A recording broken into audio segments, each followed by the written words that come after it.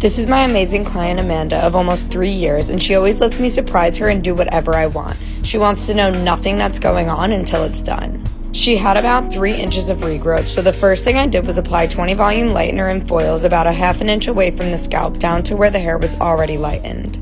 I let it sit in foils so that it can create warmth and process more evenly, and then once that's ready, I apply lightener onto the roots as well. I then used Kenra's color remover on the mid-shaft of her hair where the previous color was still pigmented and let that process for about 20 minutes.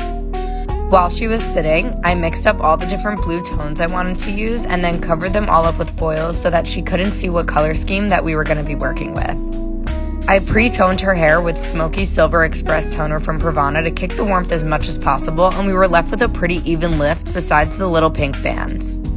I decided to section out all of the band and add it into the top section where I would be applying the darkest color so I knew that it would cover, and then braided away the rest of the hair to stay super neat.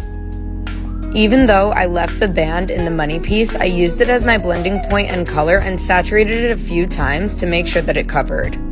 I then applied all the different blue tones underneath in the same sequence going back on both sides, and she was so obsessed and surprised with the outcome. We also cut her hair a few inches before applying the blue tone so her hair was super healthy and hydrated, which helps the color take evenly. These colors just blended together so beautifully. She told me to come up with my own color technique and something I'd never seen before, which was a challenge, but I love her for trusting me so much. I'm absolutely in love with the outcome and so is she, and this process was just so much fun for me to do.